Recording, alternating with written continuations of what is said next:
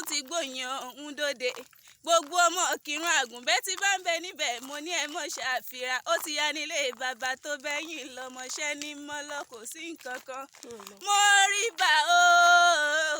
mo rí bá lọ́dọ̀ bàbá tó bẹ́yìn lọ́mọ Ìkìrun Àgùnbẹ́ òǹlẹ̀ òbí o ìrẹ̀lẹ̀ ni mo kò ní sà nílé bàbá tó bẹ́yìn lọ́mọ ìrẹ̀lẹ̀ ti mú kírun ròkun o bá mi ìrẹ̀lẹ̀ ti mú kírun rọ̀ṣà ìrẹ̀lẹ̀ ti mú kírun dùn gbọ́ngbọ́n Ọ̀yá ṣetán wọlé nílé ra Ọbalúfọ̀n ṣetán wọlé lẹ́rìn Ṣàngó ló ṣetán tó wọlé ní Kòso ìrẹ̀lẹ̀ ló ṣetán tó wọlé ní Kírun nílé Àgùnbẹ́ òmùlẹ̀ òbí ẹ̀yin lọ́mọ onílẹ̀ kọ̀lá òmù nígbó àtàrẹ tógun ràlú níyàn máa tógun bọ̀ wá bọ̀ ṣà tẹ́nigbọ́lá ọmọ akin ọ̀run akin nílé akin lójú ogun ibi àtirun sí làpè lákìrun ibi akirun sí làpè lákìrun ibi ìkìbárùn sí làmọ̀ pè ní Kírun nílé Àgùnbẹ́ òmùlẹ̀ òbí ẹ̀yin lọ́mọ onílẹ̀ kọ̀lá ọmọ onígbó àtàrẹ fòdòfòdò ni bàbá tó bẹ́yìn lọ́mọ bàbá ẹ̀yin ní fòdòfòdò òfò yàrá fòkànga tá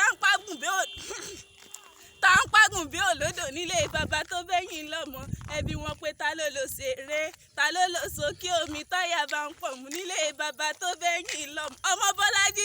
ibo ló tún ní ìmọ̀ rẹ̀ wù. mọ́ lọ lúwa ó yá lọ sí gbọ̀ngàn. ọmọ onígbọ̀ngàn o ọmọ olùpè ọmọ olùfi ọmọ àfijù ẹyẹ tí ń jẹ ní gbàngbò oko wọn ará Ìgbòrí wọn ò lágbà kankan bàbá ní gbogbo yín ṣe nílé bàbá tó bí ọlọ́mọ ajé bàbá mọ̀mọ́ járúgbó nìyẹn ni ara ní tí ń bá wọn jí ìjọ ọ̀pá ẹ̀yin lọ́mọ rùkú rọjà mọ̀mọ́ta bàbá yín rùkú rọjà níjọ́sí òkú ọ̀hún òtà ó gbé ìpadà wá sínú ilé òkú ọ̀hún yọ́yọ́yọ́ ó mọ̀mọ́ yọ́yọ́yọ́ títí tó fi kú bí òkíní ọ̀hún níbẹ̀ lẹ́yìn òṣàkírè tí bàbá yín fi ń ṣìwìn ìbọn ẹ̀yin lọ́mọ agbọ́lùjọ́ ọmọ agbọ́lùgbé kò dá kíyàn lọ́rẹ̀ẹ́ tí ò lówó lọ́wọ́ ọdẹ yóò lówó ṣe mẹ́yẹn mo ṣáà ń kí láti everybody ṣe ń gbọ́ o